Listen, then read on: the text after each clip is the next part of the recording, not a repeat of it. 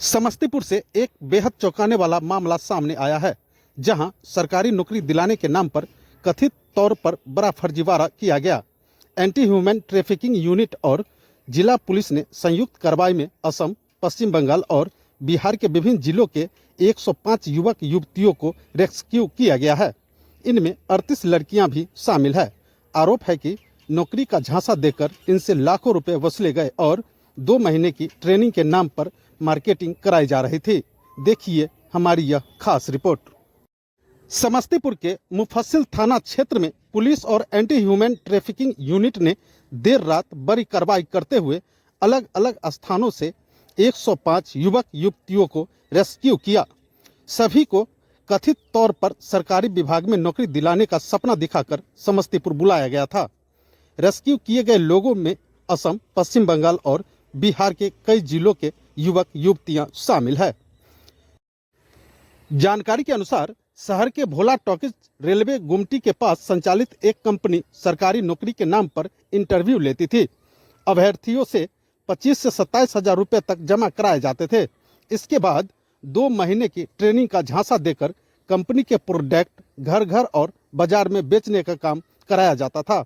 विरोध करने पर नौकरी रद्द करने की धमकी भी दी जाती थी। रेस्क्यू किए गए युवाओं ने बताया कि उन्हें अलग अलग मकानों में रखा जाता था। खाने पीने की भी पर्याप्त व्यवस्था नहीं थी। कई लोगों ने आरोप लगाया कि उनसे जबरन टारगेट पूरा करने का दबाव बनाया जाता था। शिकायत मिलने के बाद पुलिस और ह्यूमन राइट्स की टीम ने संयुक्त छापेमारी कर सभी को सुरक्षित बाहर निकाला। पुलिस के मुताबिक पूरे मामले की जांच मानव तस्करी, धोखाधड़ी और अवैध तरीके से बंधक बनाकर रखने जैसे पहलुओं को ध्यान में रखकर जांच की जा रही है। नाबालिगों को बाल कल्याण समिति के समक्ष पेश किया जाएगा, जबकि बालिकों का सत्यापन कर उन्हें उनके परिजनों के पास भेजा जाएगा। छापेमारी के बाद कंपनी का कार्यालय बंद मिला और संचालक सहित अन्य आरोपी फरार है, जिनकी तलाश जारी है। एक सूचना मिली थी कि गेलवे प्राइवेट इंडिया लिमिटेड कंपनी है, जो इसका कार्यालय नगर थाना में है और उनके कुछ बच्चों को रख करके और काम इस ट्रेडिंग में कराया जा रहा है।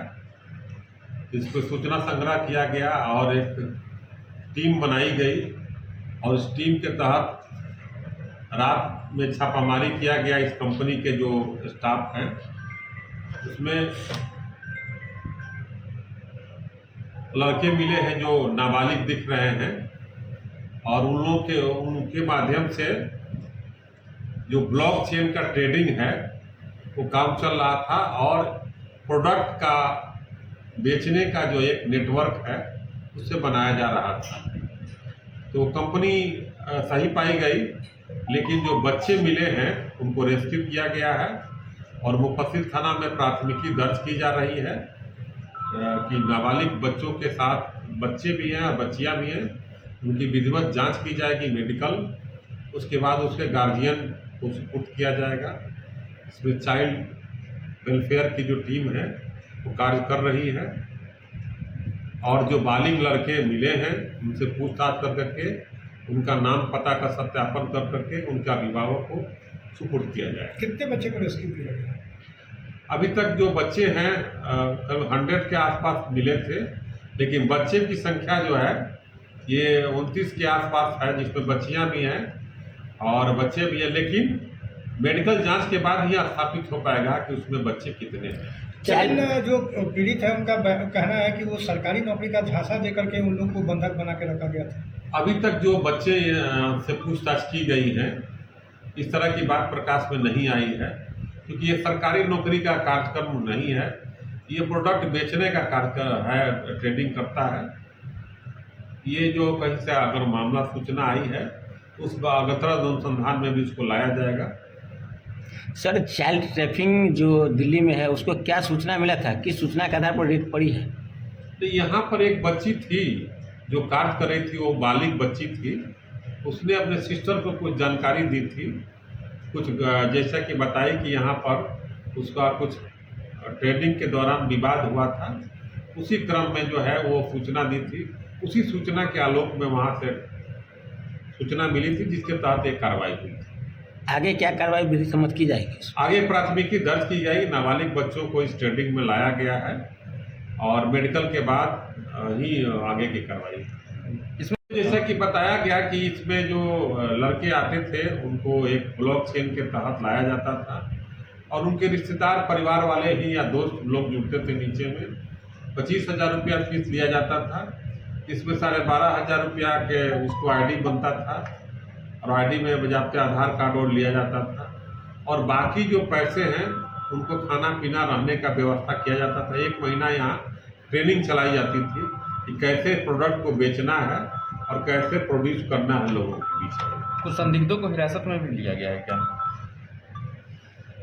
अभी तो पूछताछ की गई, उससे कंपनी के अन्य स्टाफ लोगों को लाया गया है और जो क्योंकि नाबालिग बच्चे काम कर रहे थे ये कानूनन अपराध है जो उनको यूज किया जा रहा था।